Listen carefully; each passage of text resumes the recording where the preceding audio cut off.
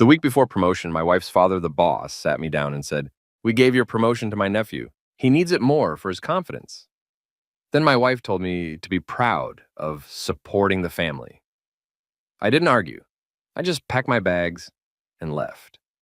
A year later, his business went bankrupt, and I was quietly making millions without any help from them. Now they keep calling, but I don't pick up. There is a particular kind of quiet that exists in expensive restaurants.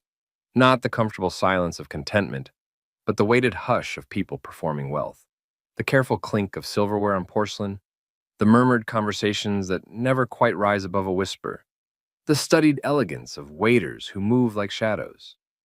I used to find it oppressive. Now, sitting across from Richard Hartwell in Le Bernardin, watching him cut his Dover sole with surgical precision, I understand that this quiet is just another language of power. But that night, the night everything changed, the silence was different. It was a Tuesday in March, unseasonably warm for New York, the kind of false spring that tricks the crocuses into blooming too early. I remember because Claire had texted me that morning about planting her mother's garden, something about tulip bulbs and legacy. I'd been married to Claire Hartwell for 3 years by then, together for 5, and I still wasn't entirely sure what she meant when she talked about legacy, but I was about to find out. "Daniel," Richard said, setting down his knife with the deliberation of a judge, placing a gavel, "I wanted to talk to you before the board meeting next week." My heart kicked against my ribs. This was it. 6 years at Hartwell and Associates, 4 of them as senior project manager, pulling the commercial development division from consistent losses into a 40% profit margin.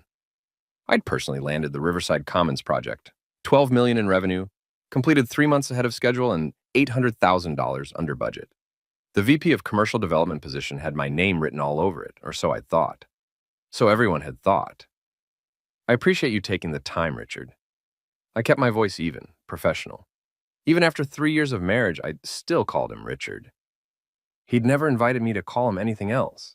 He nodded, took a sip of his Bordeaux, a 2009 Chateau Margaux, because Richard Hartwell didn't drink wine that cost less than my monthly rent. "You've done exceptional work, Daniel. Truly exceptional. The Riverside project alone exceeded all our projections." "Thank you, sir. The team really came together on that one." "Yes, the team." He smiled, but it didn't reach his eyes. It never did. "That's actually what I wanted to discuss. Leadership, vision, the qualities we need in our executive tier." I nodded, trying to ignore the sudden chill in my chest. The air conditioning vent above our table was blowing directly on my neck, and I resisted the urge to adjust my collar. "We've made a decision about the VP position," Richard continued, "and I wanted you to hear it from me first, before it's announced officially." The restaurant seemed to contract around us. A couple at the next table laughed at something, the sound sharp and intrusive. "We're promoting Mason." 3 words, 11 letters, the complete restructuring of my professional life.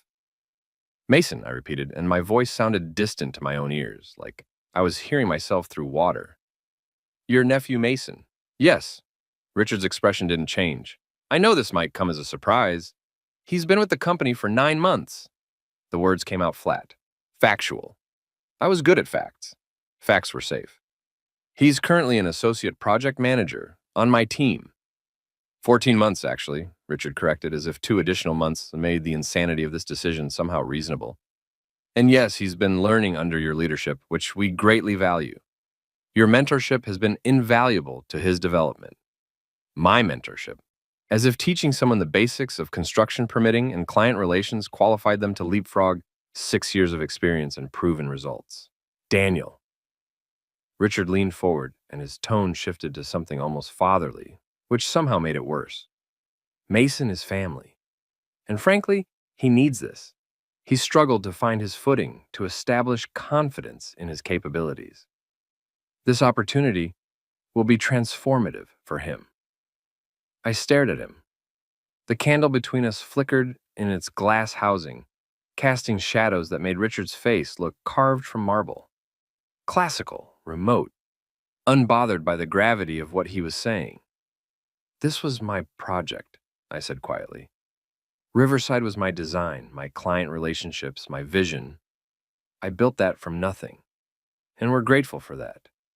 He picked up his wine again, swirled it thoughtfully. But leadership isn't just about individual achievement, Daniel. It's about elevating others, strengthening the family structure of the organization. Family structure. There it was. You'll continue as senior project manager, of course, Richard continued, with a modest increase in compensation, let's say 8%, to reflect your continued importance to the team. And you'll be integral to Mason's transition into the role. He'll need your institutional knowledge. 8%, after generating millions in revenue, after transforming an underperforming division into the company's most profitable unit. 8%, and the privilege of training my own replacement, a replacement who'd been handed my position like a participation trophy. I see, I said, because what else could I say? That this was nepotism at its most naked? That Mason Hartwell couldn't read a site plan without asking for help? That I'd spent the last year and a half covering for his mistakes while he took credit for successes he barely understood? I knew you'd understand. Richard smiled again, that same carved expression. You're a team player, Daniel. It's one of your greatest strengths. Claire is lucky to have married someone so adaptable. Adaptable. The word lodged in my chest like a splinter. We finished the meal in that oppressive quiet, discussing safe topics. The weather, the upcoming charity gala Claire was organizing, the Mets' disappointing season. Richard picked up the check, as always. As I watched him sign the receipt with his Mont Blanc pen, I wondered if this was how it had always been. If I'd been so busy proving myself that I'd missed all the signs that proof was never going to be enough. When we left the restaurant, the false spring had turned cold. Real spring, the kind that stuck, was still weeks away. I stood on the sidewalk watching Richard's town car pull away toward Greenwich, and I felt something crack inside me. Not break, not shatter, just a small, clean fracture, the kind you don't notice until you put weight on it and it gives way completely.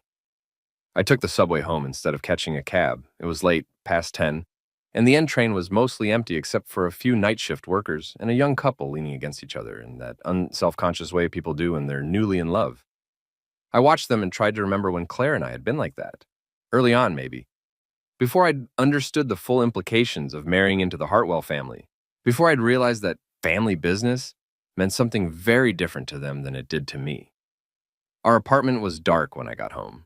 A 2-bedroom in Murray Hill that Claire's parents had helped us with as a wedding gift. Helped us, meaning they'd covered the down payment and continued to cover the maintenance fees. A generosity that Claire mentioned frequently and I tried not to think about. Tonight, though, I thought about it. I thought about all of it. The apartment, the job, the careful architecture of my life, all built on a foundation I hadn't quite realized was borrowed. Claire was already in bed, her blonde hair spread across the pillow like something from a pre-Raphaelite painting. She had her mother's classical beauty, that particular brand of wasp elegance that photographs well at charity functions. I stood in the doorway, watching her sleep, and felt the distance between us like a physical thing. "How was dinner?" she murmured, not quite awake. "Fine." I started unbuttoning my shirt. "Your father wanted to discuss the VP position." She rolled over, suddenly more alert. "Oh? Did he give you any hints about the announcement?" I sat on the edge of the bed, my back to her. Through the window, I could see the city lights, that particular orange glow that New York never quite shakes, even at midnight. "They're giving it to Mason." Silence.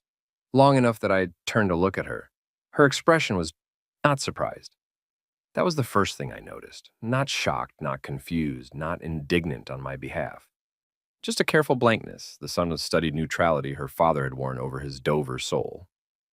"Well," she said finally, Mason has been working really hard. He's been there for 14 months, Claire." "I know, but—" She sat up, pulling the duvet around her shoulders. "Daddy explained it to me last week. Mason really needs this, Danny. He's been struggling with his self-esteem, and this could be really transformative for him." Last week. She'd known for a week. "You knew," I said. "You've known this whole time, and you didn't tell me. Daddy asked me not to say anything until he'd had a chance to talk to you himself." She reached for my hand, but I stood up, moved away. "He wanted to handle it properly. And honestly, Danny, I think this could be really good for you too. Less pressure. Focus on what you do best." "What I do best." I turned to face her, and something in my voice made her flinch. What exactly is it that I do best, Claire? Project management, client relations, you're brilliant at the technical side of things. The technical side, as opposed to what the leadership side, the strategic vision side, the sides that apparently only Hartwells are qualified for? That's not fair. She threw back the covers, stood up. She was wearing one of my old Columbia t-shirts, and somehow that made it worse. This appropriation of my things, my history, while her family casually dismantled my future. Mason is family, Danny. You knew what you were signing up for when you married into this family. I thought I was signing up for a partnership. I thought building my career at your father's company was about merit. It is about merit, she crossed her arms. But it's also about family, about loyalty, about understanding that sometimes we make sacrifices for the people we love. We, I repeated. You mean me. I make sacrifices. You get to be understanding and gracious about it. You're being incredibly selfish right now. Her voice had taken on that clipped boarding school tone she used when she was done arguing. Mason needs this opportunity. His confidence has been shattered by his divorce, and his confidence? I laughed, and then it came out bitter. What about mine, Claire? What about 6 years of work, of proving myself, of delivering results? Doesn't that matter? Of course it matters, but you're secure. You're talented. You don't need external validation the way Mason does. I stared at her, really looked at her, maybe for the first time in months. She believed this. She genuinely believed that my career, my ambitions, my accomplishments were somehow less important because I was secure, because I didn't have the fragility that came with being born into wealth and expectations. I'm going for a walk. Chloe, I said. Danny, it's midnight. But I was already grabbing my jacket, already moving toward the door. I needed air. I needed space. I needed to be somewhere where the walls weren't covered in engagement photos and wedding portraits, visible proof of the life I'd built, or thought I'd built, with the Hartwell family. The thing about walking through Manhattan at midnight is that the city strips away all its pretense. The performance ends. The tourists are gone, the business crowds have dispersed, and what's left is the raw infrastructure of the place. Delivery guys on bikes, late shift workers trudging home, the occasional cluster of people spilling out of bars with that loose, liquid intimacy that comes from shared alcohol and anonymous company. I walked east, then south, no destination in mind, just movement, just the rhythm of feet on pavement, and the sharp spring air clearing my head. I thought about my father. He'd been a union electrician in Philadelphia, worked construction sites his whole life. Strong hands, permanent calluses, the kind of practical intelligence that could look at a wiring schematic and see not just what was there, but what was missing, what could go wrong, what needed to change. He'd died when I was 16. Heart attack on a job site, gone before the ambulance arrived. Quick, people said. He didn't suffer, they said, as if the speed of dying somehow compensated for the life left unlived. But before he died, he'd taught me something important. That work mattered. That what you built with your hands and your mind and your sweat had value beyond the paycheck. That craftsmanship was its own reward, its own dignity.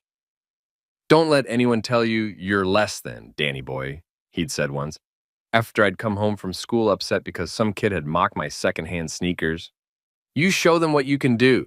You build something so good they can't ignore it. I'd believed that. I'd carried it with me through community college, through my transfer to Columbia on a partial scholarship, through 5 years of grunt work at mid-tier construction firms before Richard Hartwell had offered me a junior position at his company. I'd believed that excellence was its own currency, that if I built something good enough, worked hard enough, proved myself thoroughly enough, I'd be judged on merit. I'd been so incredibly naive.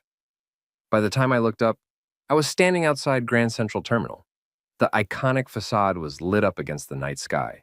Those classical columns and arched windows, glowing with the kind of permanence that made human problems feel small. Temporary. My phone buzzed. Claire, probably. I didn't check. Instead, I sat on the steps and let myself feel it. The full weight of what had just happened.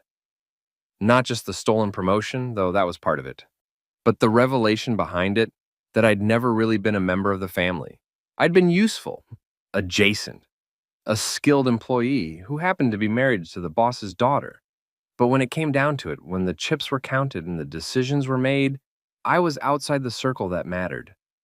I thought about Claire's face when she'd said, Sometimes we make sacrifices for the people we love, as if my sacrifice was noble, as if I should be grateful for the opportunity to elevate her cousin, as if my dreams were less important because they hadn't been inherited along with a trust fund in a corner office. A text came through, then another. I finally looked. Claire, please come home. We can talk about this. Claire, you're overreacting. This doesn't change anything between us. But it did change things. It changed everything. Because I finally understood what I'd been refusing to see for 3 years. That in the Hartwell family, there were members and there were staff, and marriage didn't automatically move you from one column to the other. I went home eventually. Not because I'd forgiven anything, but because I was tired and cold and I needed to think, really think about what came next. Claire was asleep again when I slipped into bed, or pretending to be. I lay there in the dark, listening to her breathe, and I made a decision. Not the decision I would make a week later. That one would come after another conversation, another casual demolition of my dignity dressed up as family values. But that night, I decided something simpler, that I would pay attention, that I would stop performing gratitude for opportunities I'd earned, that I would document everything, every project, every success, every contribution, with the kind of meticulous detail my father had used when reading electrical plans. Because somewhere in the back of my mind, a small voice was whispering something I wasn't quite ready to acknowledge yet. This isn't sustainable. This can't be your life. Something has to give. I just didn't know yet that the thing that would give would be me.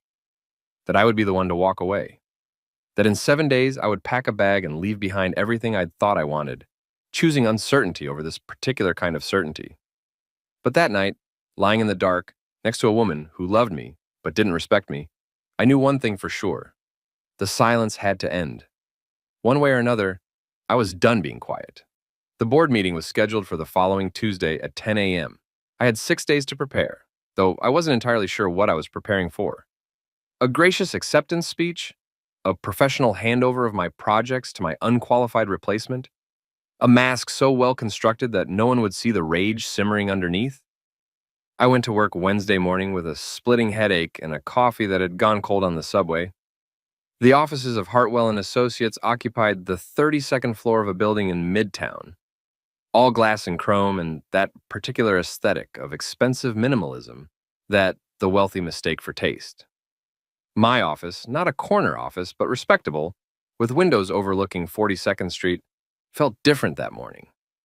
Borrowed, temporary, a set piece I'd been allowed to occupy but never actually own. Mason was already there when I arrived, leaning against my doorframe with that particular brand of casual entitlement that comes from never having to worry about whether you belong. He was 29, tall and lean, with the kind of effortless style that money provides. Today it was a navy suit that probably cost more than my monthly salary, no tie, the top button undone, in that studied, casual way. His dark hair was artfully disheveled. He looked like someone from a J. Crew catalog, if J. Crew catalogs featured mediocre executives coasting on family connections. Danny! He straightened up, flashed that trust fund smile. Glad I caught you. Wanted to talk about the Patterson project timeline. Patterson. A mid-sized retail development I'd landed 3 months ago. Currently in the permitting phase. One of 5 major projects I was juggling, each one requiring daily oversight and client management. Sure, I said, setting down my bag. What's the concern? No concern exactly. He followed me into my office, dropped into the chair across from my desk like he owned it. Maybe he did now. Maybe that was the point. Just thinking we could accelerate the schedule, get shovels in the ground by July instead of September. I pulled up the project file on my computer, even though I knew the timeline by heart. July's not feasible. We're still waiting on environmental clearance, and the zoning variance won't be approved until late June at the earliest. Right, but what if we pushed on that? Maybe had Uncle Richard make some calls? Uncle Richard. The casual invocation of power I would never have. The assumption that rules were negotiable if you knew the right people. We could, I said carefully, but it would signal that we're trying to circumvent the process, which could flag us for additional scrutiny. Better to let it proceed normally and use the extra time for value engineering. We're already trending 15% over budget on materials.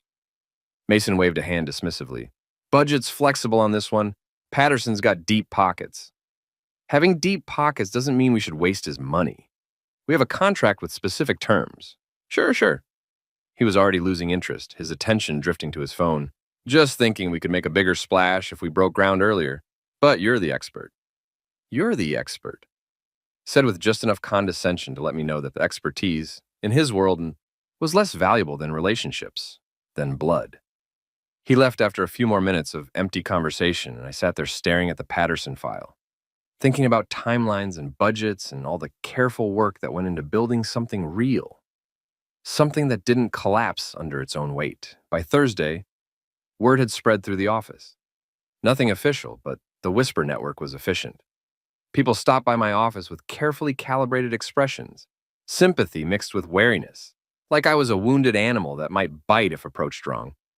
Jennifer Chen, my closest ally in the office, and one of the few people who'd been there longer than me, closed the door before she spoke. Is it true? She sat down without waiting for an invitation, her dark eyes sharp with concern. Mason? Apparently. Jesus. Danny. She ran a hand through her short hair, a gesture of frustration I knew well from 5 years of working together. That's insane. You built this division. You tripled our revenue. Family first, I said, and the bitterness in my voice surprised us both. This is about Claire. It's about everything. I swiveled my chair to face her fully. It's about the fact that I've never been anything more than useful to them. The talented outsider.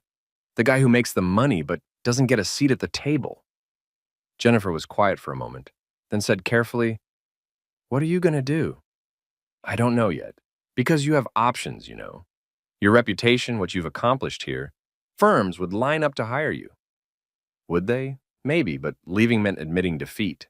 It meant walking away from 6 years of work, from the vision I'd had of building something lasting. And it meant the end of my marriage because there was no way Claire would choose me over her family. I'd seen that clearly enough Tuesday night. I'll figure it out, I told Jennifer, which was what you say when you have no idea what comes next. Friday brought another conversation, this one less sympathetic. Richard called me into his office at 4 p.m.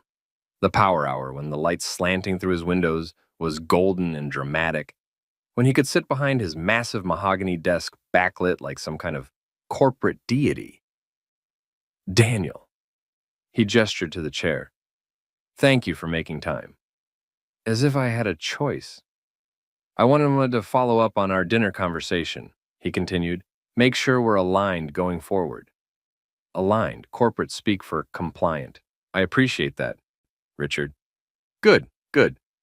He steepled his fingers, a gesture he probably thought made him look thoughtful.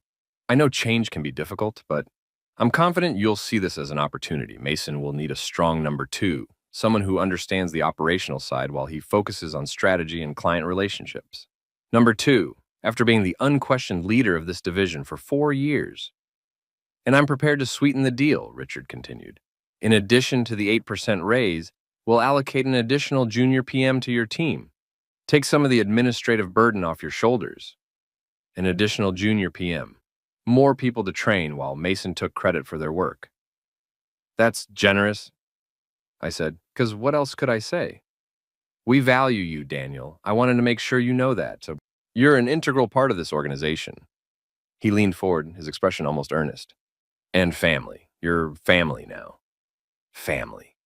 The word had changed meaning over the course of 4 days, like a currency that had suddenly devalued. I appreciate that, Richard. Excellent. He stood up, signaling the end of the conversation. The announcement will be Monday morning. I'd like you to be there, show your support. It'll mean a lot to Mason, and it'll set the right tone for the team. Be there, smile, clap. Perform gratitude for my own humiliation. Of course, I said. I went home that night and found Claire in the kitchen preparing dinner. Something elaborate. She'd been watching cooking shows lately, had decided she wanted to learn French technique.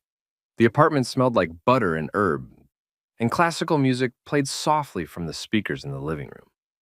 It was the kind of domestic scene that should have felt warm, comforting. Instead, it felt like a stage set for a play I no longer wanted to be in. How was work? She asked, not looking up from whatever she was sautéing. Your father offered me an additional junior PM and confirmed the Monday announcement. That's great. She turned, her face bright with what looked like genuine pleasure. See, I told you it would work out. Daddy really does value you. I watched her, this woman I'd fallen in love with 5 years ago. She'd been working at a nonprofit then, something to do with art education for underserved kids. We'd met at a fundraiser I'd been dragged to by a colleague, and she'd been funny and sharp and surprisingly down to earth for someone who'd grown up with a summer house in the Hamptons. She'd quit the nonprofit after we got married, said she wanted to focus on building our home, which seemed to mostly involve decorating and planning charity events with her mother. When had she changed? Or had I just failed to see who she really was? Claire, I said, your father is giving my job to your cousin, and you think an extra junior staff member is adequate compensation. Her smile faltered. It's not just your job, Danny. It's a family business. These decisions are complicated. What's complicated about competence? About earned advancement? You're being incredibly stubborn about this. She set down her spatula with more force than necessary. Do you have any idea how difficult this has been for my father? How much he's worried about making the right decision? Worried about Mason's feelings, you mean? Yes, because Mason is struggling, because family means helping each other, even when it's hard, even when it requires sacrifice. There was that word again, sacrifice. And what exactly are you sacrificing? I asked quietly. She stared at me. What? You keep saying we and family, but what are you giving up, Claire? What's your sacrifice in all this? She stopped, seemed to recalibrate. I'm supporting my father through a difficult business decision. I'm trying to keep the peace in my family. Your family? I repeated. Not our family, not us. Your family, your father's business, your cousin's fragile confidence. You're being ridiculous. Am I? Because from where I'm standing, it looks like I'm the only one expected to sacrifice anything. My career advancement, my professional dignity, I stopped because I'd almost said self-respect, and that felt too raw, too revealing. You're what? She crossed her arms. Say it, Danny. What exactly are you losing here besides your ego? And there it was, the fundamental disconnect. To her, this was about ego, about my inability to be a team player, to understand the bigger picture. It never occurred to her that my accomplishments had value beyond their utility to her family, that I might have dreams that mattered as much as Mason's need for validation. I'm going to bed, I said. It's 7:30. I'm tired, Claire. I left her in the kitchen and went to the bedroom, closed the door, and sat on the edge of the bed in the gathering dark. My phone was in my hand, and before I'd fully decided to do it, I was opening my email and typing a message to a recruiter I'd met 2 years ago at a conference. His name was Marcus Webb, and he specialized in placing senior construction executives. The email was simple. Marcus, hope you're well. I'm exploring new opportunities and would appreciate a confidential conversation about the current market. Are you available this week? Best, Daniel Foster. I hit send before I could second guess myself. Then I opened a new document on my phone and started a list. Every project I'd led, every client relationship I'd built, every dollar of revenue I'd generated, every metric that proved my value, my competence, my right to the position that was about to be handed to someone else. I documented it all, dates, figures, outcomes. The Riverside Commons project that had come in $800,000 under budget. The Patterson retail development I'd landed despite 3 competing bids. The Lexington Tower renovation that had been 6 months behind schedule when I'd inherited it and had been completed on time under my leadership. I documented 6 years of work. 6 years of early mornings and late nights, of solved problems and navigated crises, of built relationships and earned trust. I documented the career that the Hartwell family had decided was worth 8% and a junior PM. By the time I finished, it was after midnight. Claire had come to bed at some point, was sleeping on her side with her back to me. The apartment was quiet except for the ambient hum of the city, that ever-present white noise that was as much a part of New York as the skyline itself. I saved the document, backed it up to the cloud, and then I lay there in the dark, feeling something harden inside me like setting concrete. Monday morning arrived with unseasonable rain, the kind of cold spring downpour that turns the city gray and hostile. I dressed carefully, my best suit, the Burberry tie Claire had given me for our 2nd anniversary, the shoes I'd spent too much money on because they looked expensive and professional and like they belonged in a corner office. The board meeting was at 10. I arrived at 9:30, coffee in hand, prepared to watch my future be handed to someone else. The conference room on the 34th floor had floor-to-ceiling windows overlooking Midtown, and on a clear day, you could see Central Park. Today, you could barely see the building across the street. Rain sheeted down the glass, turning the view into an impressionist blur. Richard was already there, along with 3 board members. Old white men in expensive suits, the kind of people who'd never had to prove themselves because they'd been born into rooms like this one. Mason stood near his uncle, looking nervous but excited, like a kid about to receive a birthday present. He saw me and smiled. "Danny, thanks for coming. Wouldn't miss it," I said, and the lie tasted like copper in my mouth. The other department heads filtered in. Jennifer gave me a sympathetic look as she took her seat. James Bradley from Finance nodded curtly. Carol Summers from HR avoided eye contact entirely. At exactly 10 a.m., Richard called the meeting to order. "Thank you all for being here," he began with. "As you know, we've been conducting a strategic review of our leadership structure, particularly in our commercial development division. This division has experienced remarkable growth over the past 4 years, thanks in large part to the exceptional work of our senior project manager, Daniel Foster." He gestured toward me, and everyone dutifully looked my direction. I kept my face neutral, professional. A mask so well fitted it felt like my own skin. "Daniel's leadership has been instrumental in our success," Richard continued, "which is why I'm particularly excited about our next phase of growth. Effective immediately, we're promoting Mason Hartwell to Vice President of Commercial Development." Polite applause. Mason's face flushed with pleasure. "Mason brings fresh perspective and strategic thinking to this role," Richard said, which was one way to describe 14 months of experience. "And he'll be working closely with Daniel, who will continue as Senior Project Manager, to ensure continuity and sustained excellence." More applause.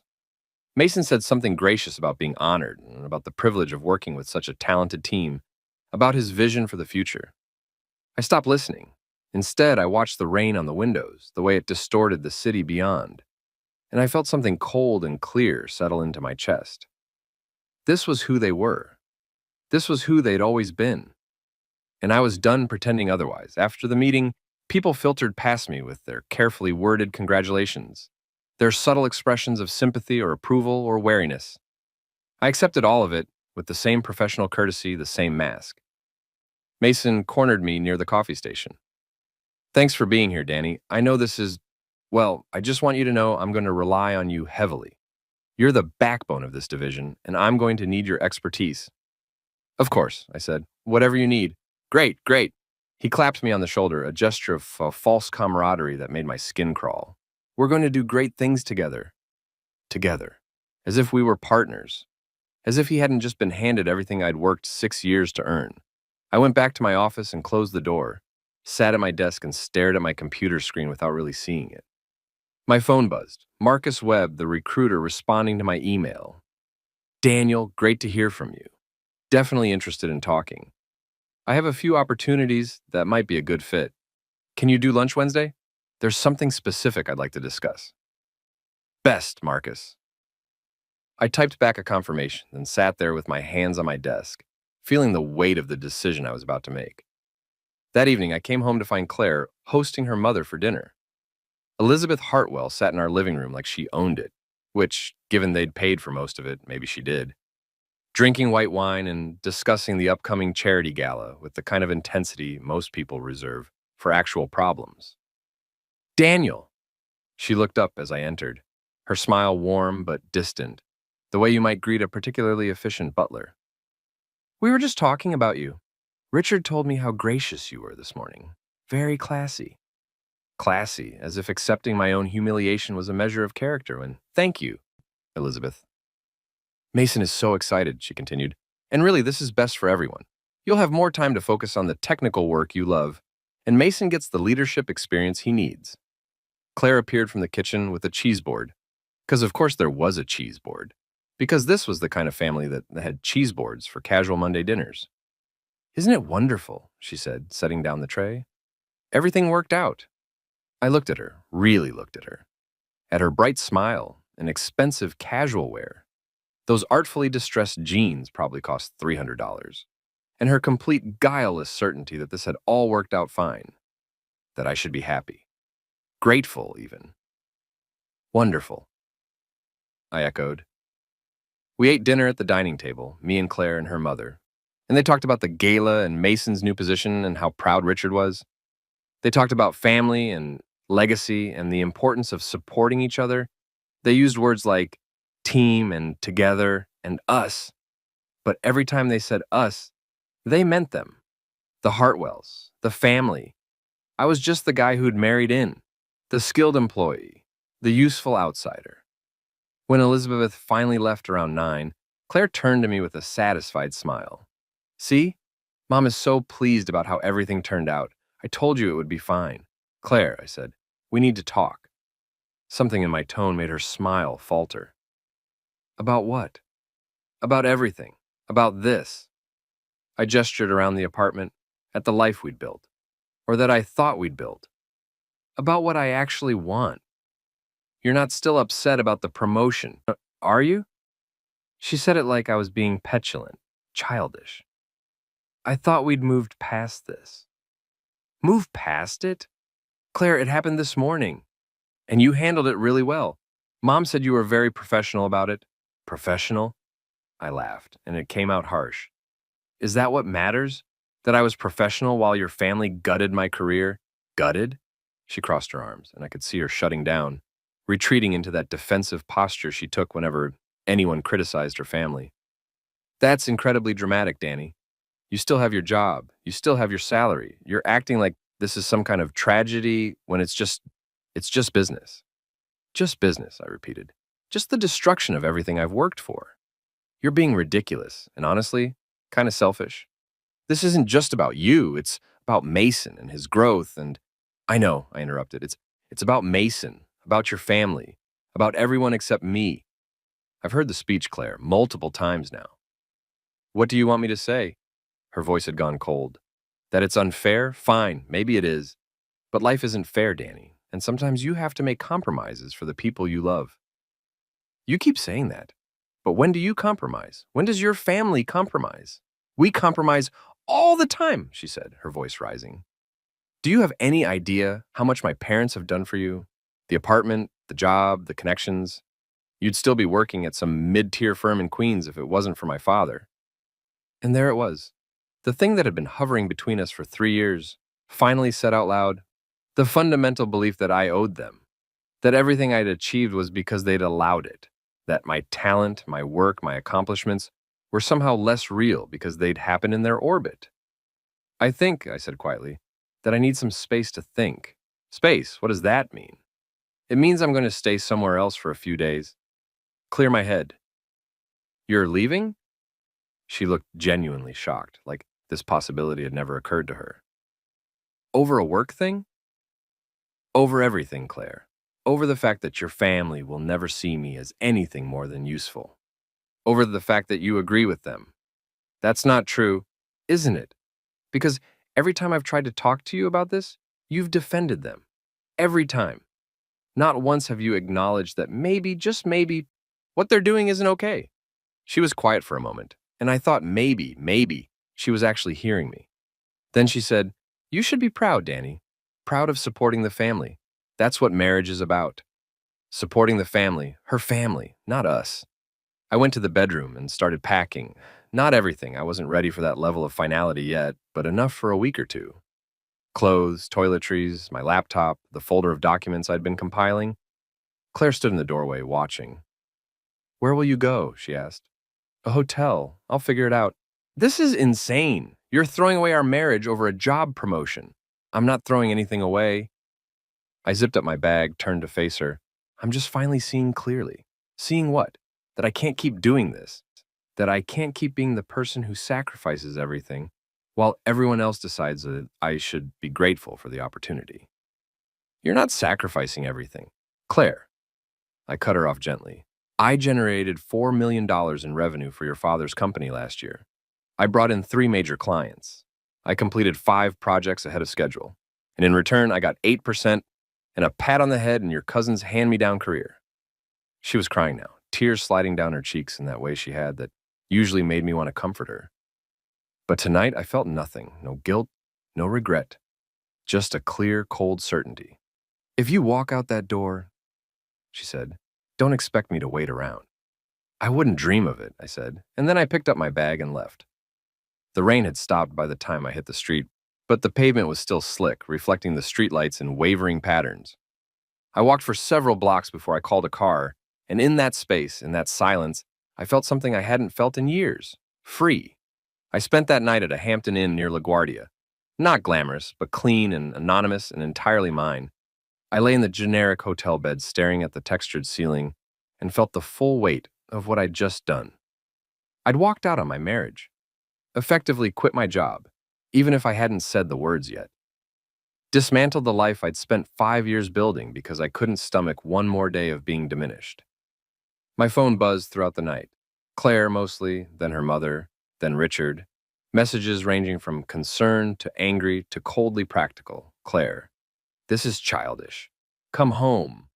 Claire, Mom is very upset. Call her. Elizabeth, Daniel, I think we should talk about this like adults. Richard, I hope you'll reconsider whatever you're doing.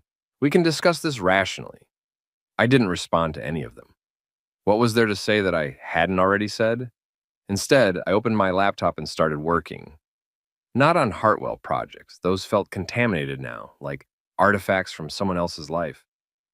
But on something else, something that had been percolating in the back of my mind for months, maybe longer. You see, I had ideas, real ideas, innovative approaches to sustainable commercial development that the industry was only beginning to explore. Mixed-use spaces that integrated community resources, modular construction techniques that cut costs and environmental impact, adaptive reuse of historic buildings in a way that preserved character while creating modern functionality. I'd pitched some of this to Richard once, about 2 years ago. He'd listened politely and then explained that Hartwell and Associates had a proven model, thank you, and innovation for innovation's sake wasn't good business. But it was good business. I knew it was. And now, sitting in a hotel room at 2 a.m. with nothing to lose, I started outlining what it would look like to do it right. By dawn, I had the skeleton of a business plan. By Wednesday, when I met Marcus Webb for lunch, I had something more substantial. Marcus was exactly as I remembered him, 50-ish, black, impeccably dressed, with the kind of sharp intelligence that made him very good at his job. We met at a restaurant in Chelsea, somewhere quiet enough to talk. So, he said after we'd ordered, you said you were exploring opportunities. I am. Let me be direct, Daniel. I have been following your career at Hartwell. Your reputation in the industry is excellent. If you're looking to move, I have 3 firms that would be interested, 2 in New York, 1 in Boston. I appreciate that. I took a breath. But I'm actually thinking about something else. Oh? His eyebrows went up. I pulled out my laptop, opened the document I'd been working on. What if, instead of moving to another firm, I started my own? To his credit, Marcus didn't laugh. He leaned forward, interested. Tell me more. So I did.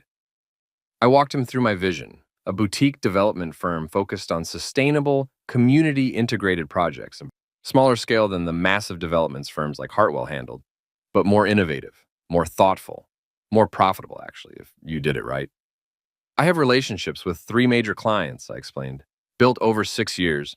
They trust me specifically, not the Hartwell name. And I have projects in the pipeline, proposals I've developed but haven't pitched yet because they didn't fit Hartwell's model. Marcus listened, asked questions, made notes. When I finished, he sat back and studied me. You're serious about this. Completely. Starting a firm is risky, Daniel, especially without significant capital behind you. I have some savings, and I think I can secure seed funding. I'd been researching that part too, late night after late night in the hotel room.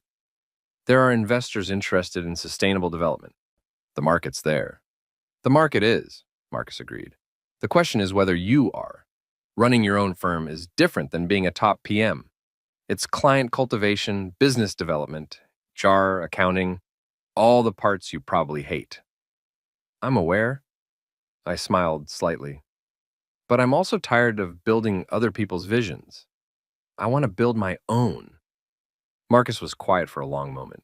Then he said, Can I give you some advice? Please. If you're going to do this, really do this. You need to do it clean. No competing directly with Hartwell for existing clients. No poaching employees. No messy litigation that'll drain your resources before you even get started. I wouldn't, I know you wouldn't, intentionally.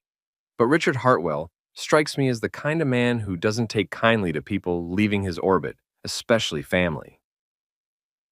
Especially successful people who make him look bad by comparison. I thought about that, about Richard's carefully cultivated image, his pride in the family business that was really just his business with family members scattered throughout like decorative elements. So, what do you suggest? Take your time, do this right, build your client base carefully from new relationships. Get your financing secured, and when you launch, make sure you're positioned as complementary to firms like Hartwell, not competitive. Different market segment, different approach.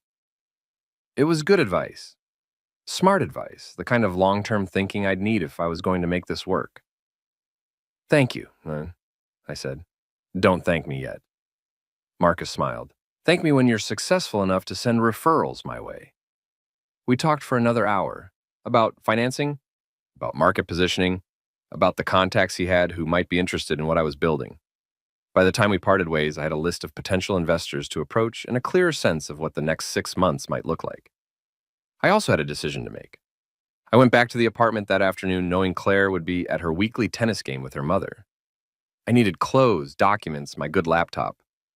I needed to extract myself from this space that had never really been mine. But when I opened the door, Claire was there. She was sitting on the couch, still in her tennis clothes, her eyes red-rimmed like she'd been crying. When she saw me, she stood up fast. Danny, I thought you'd be at the club. I canceled. I wanted to be here in case you came back. She moved toward me, then stopped, uncertain. Are you here to stay? I'm here to get my things. Her face crumpled. So that's it? You're really leaving? Claire, did the last 3 years mean nothing to you? Does our marriage mean nothing? I set down my keys carefully on the entryway table. What marriage, Claire? The one where your family makes decisions about my career without consulting me? Where you defend them at every turn? Where I'm expected to be grateful for being treated like hired help? That's not fair, isn't it? Tell me one time, one single time, you've chosen me over your family. She opened her mouth, closed it. Couldn't find an answer. That's what I thought, I said quietly. I love you, she said, and her voice broke. Doesn't that count for anything? Love isn't enough, Claire. Not when there's no respect. Not when I'm always going to be the outsider, the one who has to sacrifice for the real family. You're my husband, am I? Because it feels like I'm your father's employee who happens to share your bed. She flinched like I'd hit her. And maybe that was cruel, but it was also true. The fundamental truth we'd both been avoiding for 3 years. If you leave, she said, her voice hardening, don't expect to come back. Don't expect forgiveness. I don't, I said. I don't expect anything from you anymore, Claire. That's kind of the point. I went to the bedroom and packed the rest of my things. Clothes, books, the photo albums from my childhood. My mother had given them to me when she'd downsized after my father died. Personal items, documents, the few possessions that were mine and only mine. Claire watched from the doorway, crying silently. Where will you go? She asked finally. I'll figure it out. Daddy will blacklist you. You know that, right? He knows everyone in this industry. If you try to work in New York, then I guess I'll have to be better than everyone else, I said. I finished packing. 3 suitcases and 2 boxes, the sum total of my life in this apartment, this marriage, this version of myself that I was leaving behind. At the door, I turned back. Claire was still standing in the bedroom doorway, and she looked young suddenly, younger than her 30 years. Vulnerable in a way that might have moved me a week ago. I'm sorry, I said. I'm sorry it had to end like this. You're choosing this, she said. You're choosing to leave? No, I corrected gently. I'm choosing not to stay. The difference was everything. I left the keys on the table. The apartment was in her name anyway. Had always been in her name, and walked out. This time I didn't look back. The next 6 months were brutal. I found a studio apartment in Astoria, a 6th-floor walk-up with a view of nothing but other apartment buildings, but affordable on my rapidly dwindling savings. I filed for divorce, an uncontested filing that Claire signed with what the lawyer described as visible reluctance.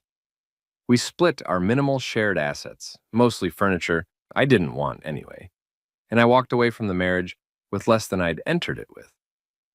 But lighter, definitely lighter. I resigned from Hartwell and Associates with a professional two-page letter thanking them for the opportunity and citing desire to explore new directions. Richard tried to call me 3 times. I didn't pick up. There was nothing left to say. Mason sent me an email. Sorry to see you go. Hope there's no hard feelings. If you ever want to grab a drink and talk about old times, let me know. I deleted it.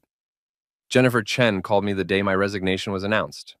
You're really doing it, she said. You're leaving. I am. Can I ask what you're planning?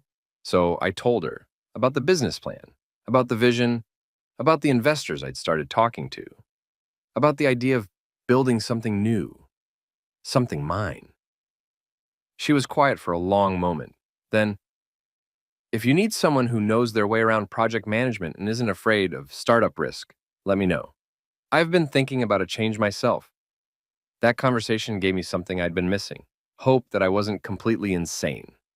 I spent those months networking, pitching, refining my business plan. And I met with investors, some interested, some skeptical, all of them asking hard questions about why they should bet on a guy with no track record running his own company. I met with potential clients, mostly smaller organizations and nonprofits, who couldn't afford the big firms but needed quality development work. I built a website, registered the business, fostered development group, simple and clean. I also, in the quiet moments, mourned the life I'd left behind. Not the marriage necessarily, that had been dying for longer than I'd wanted to admit, but the idea of it.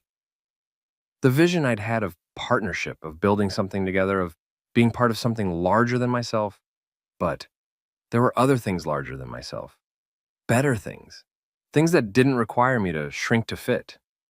By month 4, I had my first client, a nonprofit community organization in Brooklyn looking to develop a mixed-use building with affordable housing and community spaces. Modest budget, tight timeline. Exactly the kind of project that big firms ignored, but that could be incredibly impactful if done right. I hired Jennifer as my first employee. By month 6, I had 3 projects and 2 more in proposal stage. Not huge revenues yet. I was barely breaking even, but momentum, proof of concept, a portfolio that showed what was possible when you prioritized innovation over tradition. I also started hearing things through the industry grapevine. Hartwell and Associates was struggling. Mason had lost a major client, the Patterson project I'd landed, actually. Apparently, he'd pushed for that accelerated timeline he'd suggested, ignored the environmental clearance issues, and gotten the whole project flagged for regulatory review. The client had walked, taking a $3 million project with them. Another project had gone wildly over budget. Another had been delayed by 6 months due to permitting issues Mason hadn't anticipated. The commercial development division, my division, the one I'd built, was hemorrhaging money. I felt no satisfaction in this, or at least I told myself I didn't. But there was something grimly validating about watching them struggle without me, about seeing proof that my contributions had mattered more than they'd wanted to admit. Jennifer heard more, through her remaining contacts at the firm. Richard is panicking, she told me one afternoon over coffee. Mason is in over his head, and everyone knows it. They've lost 2 major clients in 3 months. That's unfortunate, I said neutrally. There's more. She leaned forward. Apparently there's talk of restructuring, maybe even layoffs. The board is not happy. I thought about all those people I'd worked with, the junior PMs and administrative staff who'd had nothing to do with the nepotistic disaster, but would suffer for it anyway. I thought about the projects half finished, the clients frustrated, the slow unraveling of something that had once functioned well. Not my circus, I said. Not my monkeys. Danny. Jennifer gave me a look. You're allowed to feel vindicated. Vindicated doesn't pay my rent, I said, which was true, but also deflection. Because the truth was more complicated, part of me did feel vindicated. Saw the poetic justice in watching the Hartwells fail at the thing they'd stolen from me.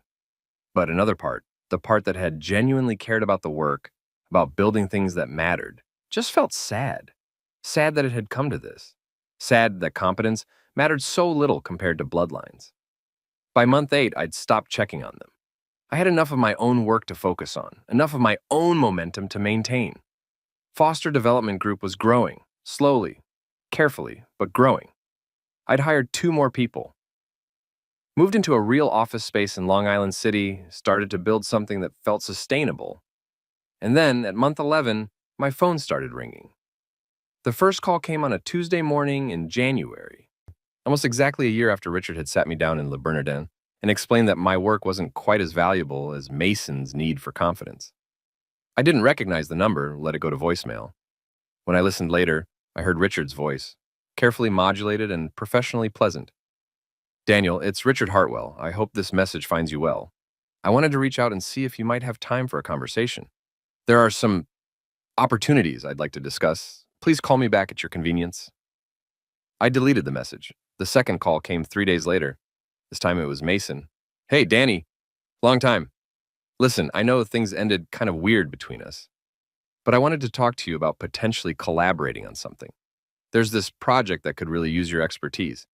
Give me a call back? I deleted that message too. The third call was Claire. Her voice was different, smaller, less certain than I'd ever heard it. Danny, it's me. I know I probably have no right to call you, but could we talk? Please, it's important. I stared at my phone for a long time before I deleted that one. Jennifer noticed, of course. She had that particular talent for reading silences. They're calling you, she said. It wasn't a question. Yep. And? And nothing. I'm not interested in whatever they're selling. She nodded slowly. You've heard what happened? I make it a point not to hear what happens with Hartwell. They filed for Chapter 11 last week. I stopped what I was doing, looked up at her. What? Bankruptcy protection, the commercial division is being dissolved. They're trying to restructure around their residential projects, but she shrugged. It's not looking good. Chapter 11. Bankruptcy protection.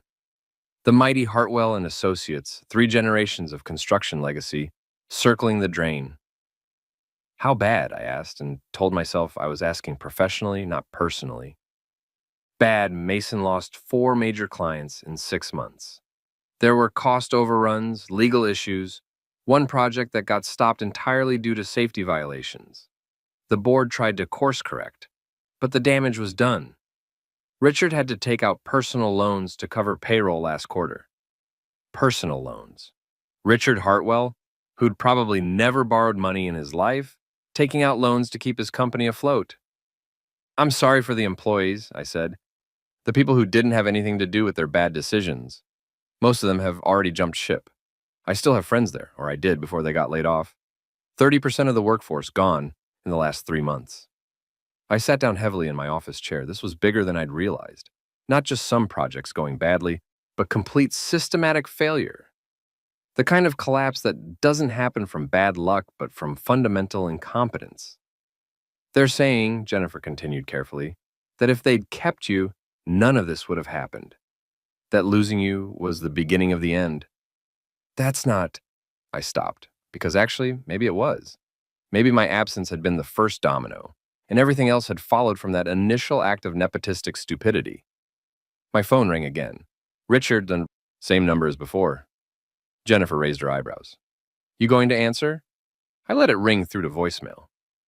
But that night, alone in my apartment, a bigger place now, in Park Slope, with actual sunlight and a kitchen that functioned, I listened to the message.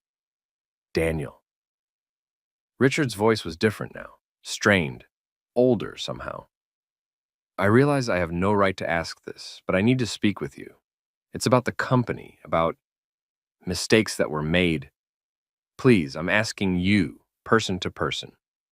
One conversation. That's all I'm requesting. Person to person.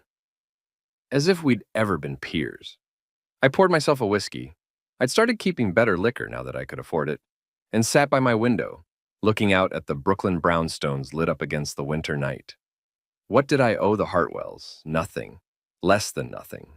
They'd taken my best years, my best work, and decided it wasn't quite good enough.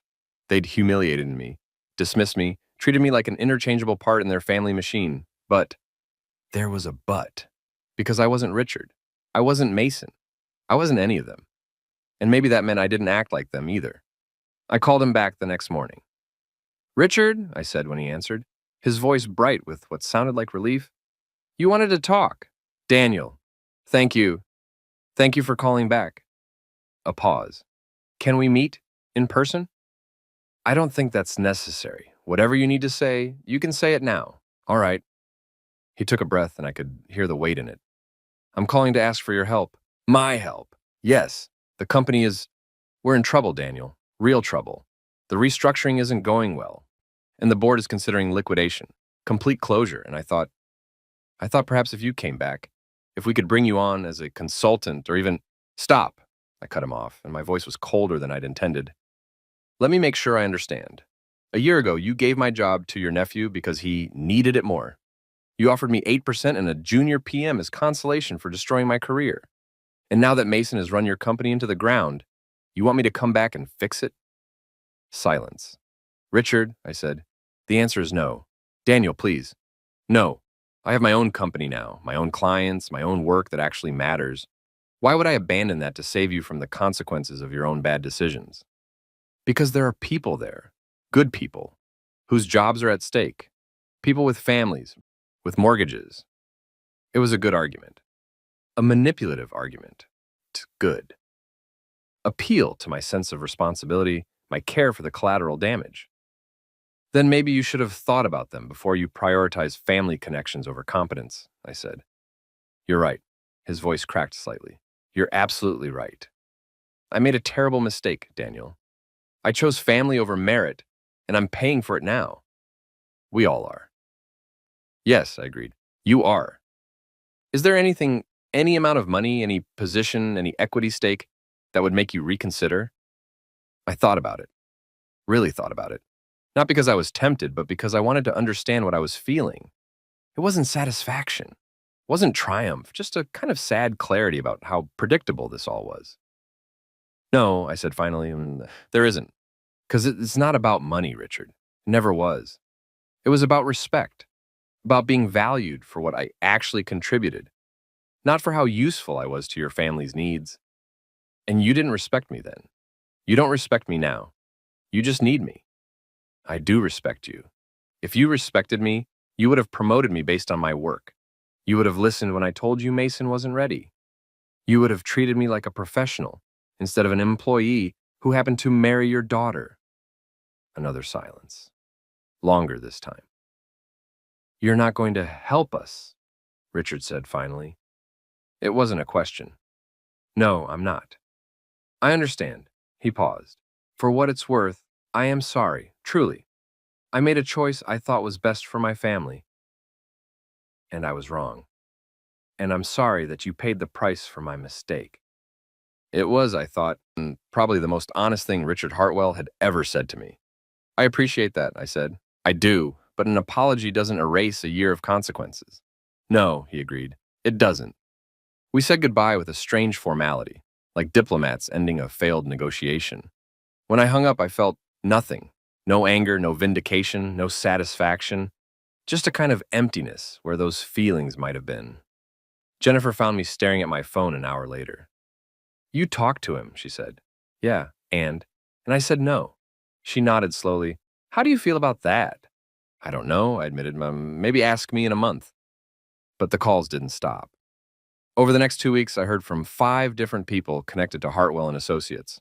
Former colleagues asking if I'd heard about opportunities there and board members I'd met at company functions feeling me out about consulting arrangements. Even Elizabeth, Claire's mother, left a voicemail that started with Daniel, darling, and ended with a thinly veiled request for financial assistance. I didn't respond to any of them. And then Claire showed up at my office. It was late February, one of those bitter New York days where the wind cuts through every layer you're wearing. I was working on a proposal for a new client, a mid-sized community center in the Bronx, when Jennifer buzzed me. You have a visitor. Is it? Visitor, she said, and something in her tone made me look up. Who? Your ex-wife. I closed my eyes. Tell her I'm busy. I tried. She says she'll wait.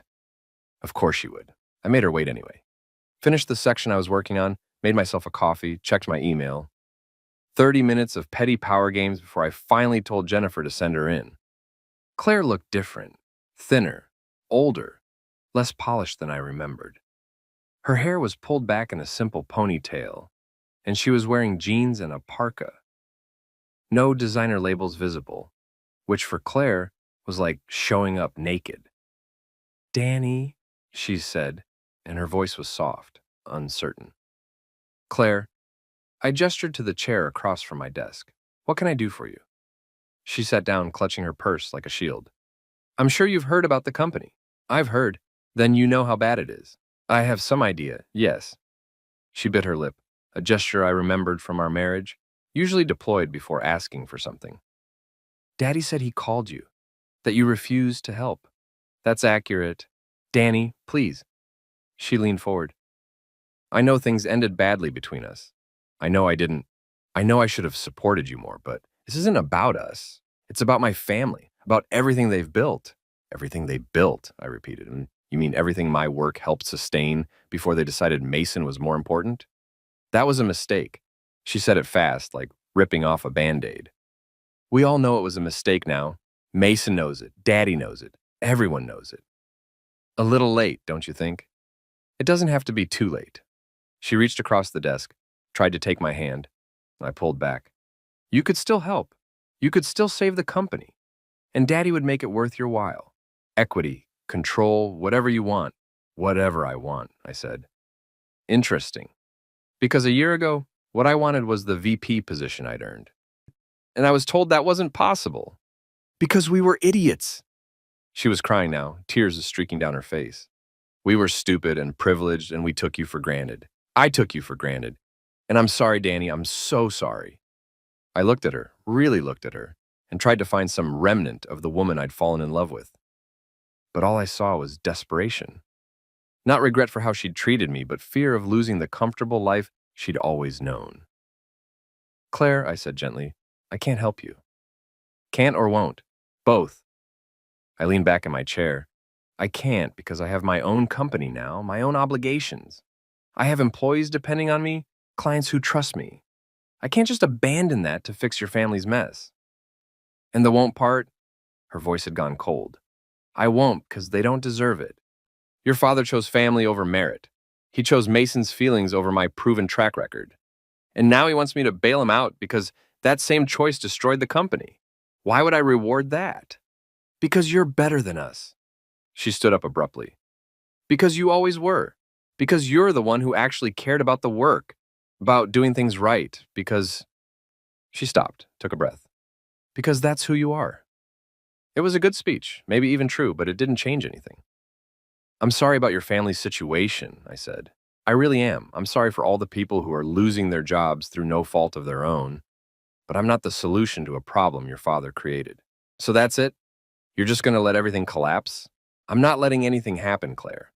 I'm simply not preventing the natural consequences of bad decisions. There's a difference.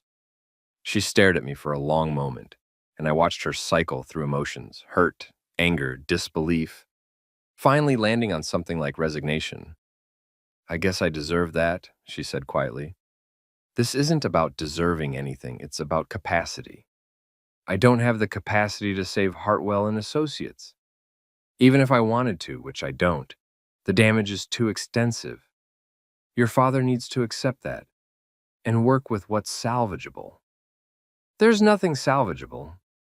She said it flatly, factually. He's losing everything.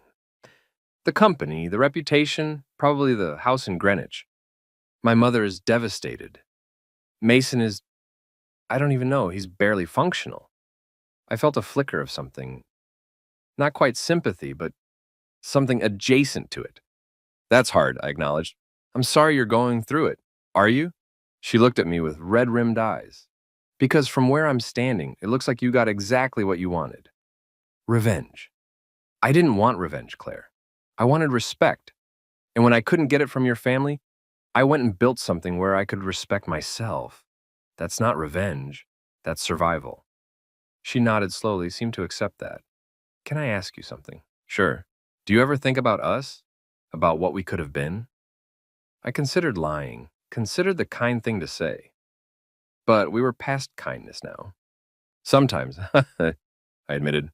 But mostly, I think about how much lighter I feel without the weight of your family's expectations. how much easier it is to breathe when I'm not constantly trying to prove I'm good enough. So, yeah, I think about what we could have been, and I'm grateful we're not. She flinched like I'd slapped her. And maybe that was cruel, but it was also honest. Goodbye, Danny, she said. Goodbye, Claire. She left, and I watched her go, this woman I'd once loved enough to marry. And I felt nothing, no residual affection, no lingering regret. Just the clean relief of a door finally, completely closed. Jennifer appeared in my doorway 5 minutes later. You okay? She asked. Yeah, I said, and realized I meant it. I really am. Hartwell and Associates filed for Chapter 7 liquidation in March. The announcement made the trades not the front page, but enough to be noticed. Legacy construction firm closes after 75 years, read one headline. Another, Hartwell Empire falls, a case study in nepotism. That second one felt cruel, even to me. But it wasn't wrong. The assets were sold piecemeal. The office furniture, the equipment, even the company name, purchased by a competitor who wanted the client list and the historical goodwill. Richard's personal assets were hit too. The Greenwich House went on the market. So did the Summer Place in the Hamptons. Elizabeth's jewelry, Richard's art collection. The careful accumulation of generational wealth dispersed to cover debts and legal fees. I heard about it through the grapevine, not because I was looking, but because the industry talks. People remembered that I'd been there, that I'd left, that I'd apparently seen the writing on the wall. My reputation, ironically, benefited from their failure. I became the guy who'd known when to jump ship, who'd been smart enough to start his own thing before the crash. It wasn't quite accurate. I'd left out of principle, not prescience. But I didn't correct the narrative. Let them think I'd been strategic. It made future clients more confident in my judgment. By April, Foster Development Group had 9 employees and 7 active projects. We moved into a bigger office in Dumbo, the kind of light-filled space I'd always wanted when I was crammed into my decent but not great office at Hartwell. We had a culture I'd built intentionally, collaborative, innovative, focused on sustainability and community impact. We weren't the biggest firm, but we were building a reputation for quality and integrity. We were, I realized, exactly what I'd wanted to build at Hartwell but never could. One afternoon in May, Jennifer knocked on my door with a strange expression. You have a call, she said. Who? Mason Hartwell. I must have made a face because she laughed. You want me to tell him you're busy? I almost said yes, almost dismissed him the way he'd implicitly dismissed me when he'd accepted the promotion he knew he hadn't earned. But something made me curious. I'll take it, I said. Jennifer transferred the call, and Mason's voice came through my speaker. Danny, thanks for taking my call. He sounded different, older, defeated in a way that went beyond professional failure. Mason, I said neutrally, and what can I do for you? I wanted to apologize. I know it's late. I know it doesn't change anything, but I wanted to say it anyway. I leaned back in my chair, surprised despite myself. Apologize for what specifically? For taking the job, for not standing up and saying I wasn't ready, that you deserved it more, for letting Uncle Richard give me something I hadn't earned, because it was easier than admitting I was in over my head. It was a better apology than I'd expected, more self-aware than I would have given him credit for. Okay, I said, I appreciate that. I destroyed the company, he continued, and his voice was thick with something, shame, grief, maybe both. Everything my grandfather built, everything Uncle Richard worked for, I destroyed it because I was too proud to admit I needed help, too insecure to accept that I wasn't as good as you. Mason. No, let me finish. He took a shaky breath. You tried to teach me. You tried to show me what I was missing, what I needed to learn, and I ignored you because I thought I knew better. Because I thought the title made me qualified, and now there's nothing left. The company's gone, and Uncle Richard lost everything. My parents won't speak to me. Claire, he stopped. Claire what? I asked despite myself. She's staying with our parents. The divorce, your divorce, it broke something in her. And then watching the company fail, watching the whole family fall apart, she's not doing well, Danny. I felt a pang of something, not responsibility. I wasn't responsible for Claire's well-being, not anymore, but something adjacent to compassion. I'm sorry to hear that, I said. Are you? He didn't sound accusatory, just curious. Sorry, I mean, because you'd have every right not to be. Every right to be happy we're getting what we deserve. I'm not happy about it, I said honestly. I'm not anything about it. It's not my circus anymore, Mason. You guys made your choices. I made mine. And now we're all living with the consequences. Yeah. He was quiet for a moment. For what it's worth, I see it now. What you contributed. Why you should have had that job. I see it because I tried to do what you did and I couldn't. I wasn't good enough. Wasn't smart enough. He laughed bitterly. Wasn't you. You could have been good at it, I said, surprising myself. If you'd taken the time to learn. If you'd asked for help instead of pretending you didn't need it. If your uncle had promoted you to a position you were actually ready for, instead of one that required years of experience you didn't have. You really believe that? I do. You weren't incompetent, Mason. You were unprepared. There's a difference. But the situation didn't allow for you to fail safely. You were put in charge of too much, too fast, with no real support system. That's on Richard, not on you. Another silence, then, thank you for saying that. It's the truth. Still, he cleared his throat. Anyway, I won't take up any more of your time. I needed to say I was sorry and that you were right. About all of it. Mason, I said, what are you going to do now? I don't know. Start over, I guess. Figure out who I am when I'm not Richard Hartwell's nephew. Maybe go back to school, maybe just work somewhere normal where nobody knows me. He laughed weakly, assuming anyone will hire me after this disaster. Someone will, I said. You're young. You'll recover from this. Will I? He sounded genuinely uncertain. Yeah, I said, and meant it. You will. It won't be easy, and you'll have to actually do the work this time. But you'll recover. Thanks, Danny. That's generous of you. We said goodbye after that, and I sat there for a while, thinking about generational wealth and inherited expectations and the particular cruelty of being given something you're not equipped to handle. Mason would be fine, probably. The privileged usually are, but he'd be different. Changed by failure in a way that success never changes anyone. Maybe that wasn't the worst thing. The calls stopped after that. No more Hartwells reaching out, looking for salvation or absolution or whatever they thought I could provide. They faded from my life the way they'd entered it, all at once, overwhelming and then gone. I focused on my work, on building Foster Development Group into something sustainable, something that reflected my values and my vision.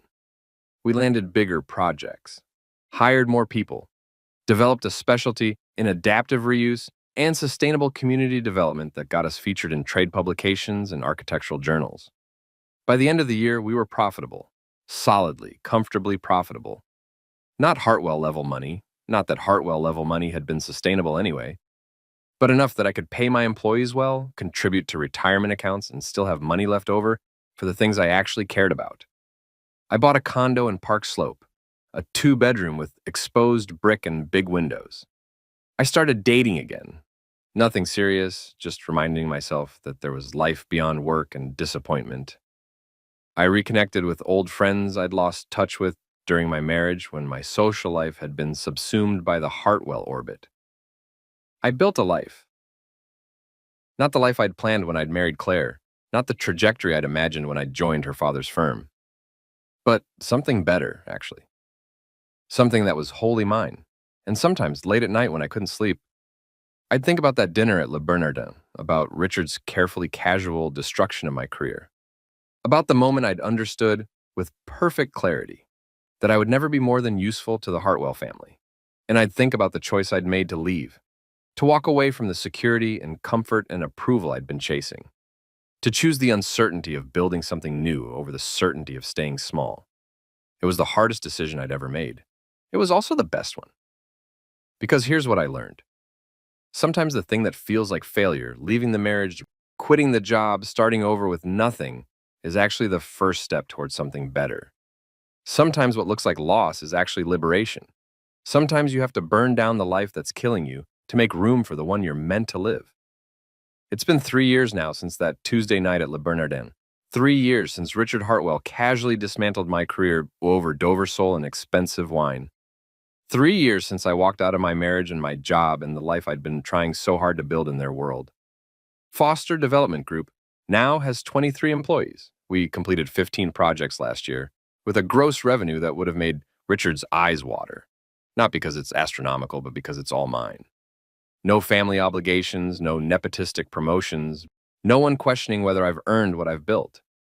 We won an award last month, Innovative Firm of the Year, from the Sustainable Development Council. Jennifer accepted it with me because she'd been there from the beginning, had taken the risk of joining a startup when she could have stayed safely employed at a failing but familiar company. In her speech, she thanked me for having the courage to walk away from the wrong thing so we could all walk toward the right thing. I thought about that phrase for days afterward. The courage to walk away. Because here's the thing they don't tell you about walking away. It doesn't feel courageous in the moment. It feels terrifying. It feels like failure. It feels like you're giving up, admitting defeat, letting them win. But sometimes, often actually, walking away is the only way to win. Not win in the sense of defeating them, but win in the sense of preserving yourself, your dignity, your sense of what you're worth. I ran into Claire last month, completely by accident. We were both at the same coffee shop in Manhattan. She was meeting a friend, and I was grabbing something between meetings.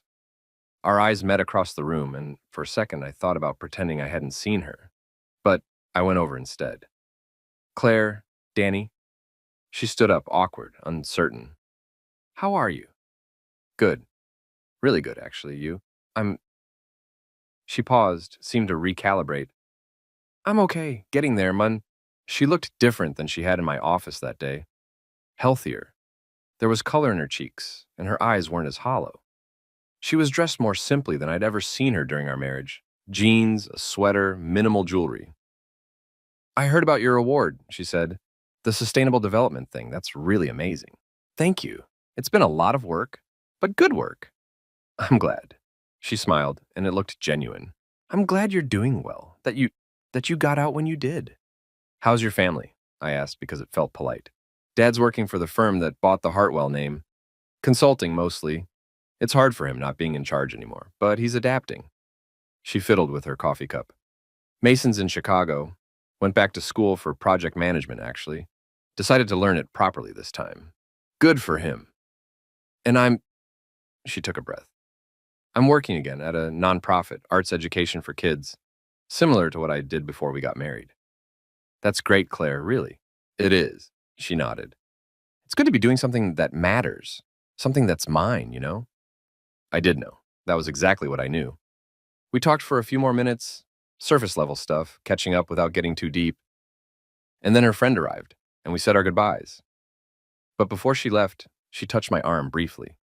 Danny, I'm sorry for all of it, for not standing up for you, for choosing my family over our marriage, for not seeing you clearly.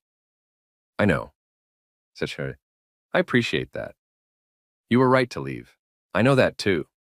She smiled, sad but real. And then she was gone, swallowed back into the anonymity of the city. I thought about that conversation for the rest of the day, about apologies and closure, and the strange relief of seeing someone who'd hurt you become someone better. Claire was finding her way back to herself, and I was happy for her. Not in a way that made me want to reconnect, but in a genuine wish for her well-being. We'd both been diminished by the Hartwell orbit, both smaller than we should have been. And now we were both trying to figure out who we were outside of that influence. Different paths, same lesson. That sometimes the most loving thing you can do, for yourself, for everyone, is leave. I still get calls sometimes, from former Hartwell employees looking for work, from clients who knew me from my time there and want to work with my new firm, from competitors who remember what I built and want to learn how I did it. Each one is a small vindication, proof that my work mattered, that my contributions were real, that I wasn't crazy for believing I deserved better, but the real vindication isn't external, it's internal. It's waking up every morning and not dreading the day. It's working on projects I actually care about with people I respect and who respect me. It's building something that reflects my values, not someone else's legacy. It's the ability to look at myself in the mirror and like who I see. That's the thing about dignity. Once you've lost it, once you've let yourself be diminished for long enough, finding it again feels like learning to breathe properly. Like you've been taking shallow breaths for years without realizing it, and suddenly there's air. Deep, clean air that fills your lungs completely. I think about Richard sometimes. about whether he understands what he lost when he chose Mason over me. Not just the revenue, though that was significant. Not just the stability, though that would have been valuable. But the opportunity to build something real, to create a company based on merit and innovation instead of bloodlines and entitlement. He could have had that. We all could have had that. But he chose family over excellence, chose comfort over growth, chose the short-term ease of keeping peace with his nephew over the long-term strength of making the right decision. And now he's a consultant at a firm that bought his family name, working for someone else, taking orders instead of giving them. There's no satisfaction in that for me. Or maybe there is, but it's not the triumphant vindication I might have imagined in those early angry days. It's more like confirmation, proof that competence matters, that consequences are real, that you can't indefinitely reward mediocrity without paying for it. The universe has a way of balancing accounts, and not through karma or cosmic justice, but through simple mathematics. Bad decisions compound into bad outcomes. Good work, consistent effort, integrity, these things compound too. More slowly maybe, less dramatically, but more sustainably. I'm 38 now, still young enough to build more, old enough to appreciate what I've learned. And if I could go back to that Tuesday night, to the moment Richard told me they were giving my job to Mason, what would I do differently? Nothing. I'd still walk away, still choose uncertainty over humiliation, still bet on myself instead of waiting for them to see my value. Because that's the final lesson. No one is coming to save you. No one is going to recognize your worth if you won't recognize it yourself. No one is going to defend your dignity if you keep surrendering it for their comfort. You have to save yourself. You have to walk away from the wrong thing, even when it's terrifying, even when everyone tells you you're making a mistake, even when you don't know what comes next. You have to trust that something better is possible, and then you have to build it. My phone is ringing right now. As I write this, it's ringing. The caller ID says Richard Hartwell. It's been 6 months since I heard from any of them. 6 months of silence, which has been its own kind of peace, but apparently that peace is over. I could answer, could find out what he wants this time. Another apology, another request for help, some piece of closure he thinks he needs. But I already know what he wants doesn't matter, because I'm not in the business of saving people from themselves anymore. I'm not in the business of proving my worth to people who've already decided I don't have it. I'm not in the business of accepting scraps and calling it sustenance. I'm in the business of building things that matter, with people who value what I bring on terms that respect my time and my talent.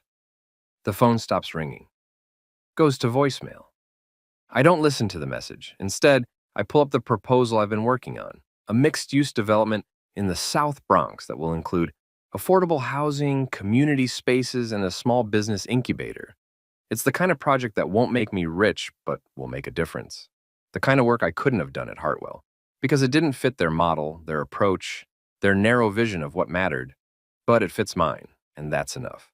More than enough. It's everything. So, when my phone lights up again, another call, another voicemail, another request I don't know, I silence it, turn it over, get back to work. Because here's the truth, they never tell you about revenge. The best revenge isn't destruction, isn't even success necessarily.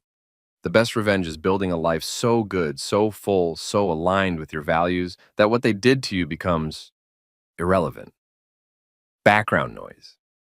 A story you tell sometimes, but without heat, without bitterness. Just a factual recounting of the time you had to walk away from the wrong thing to make room for the right thing. The best revenge is peace. And I have that now. They keep calling, but I don't pick up. I don't need to. I've already won.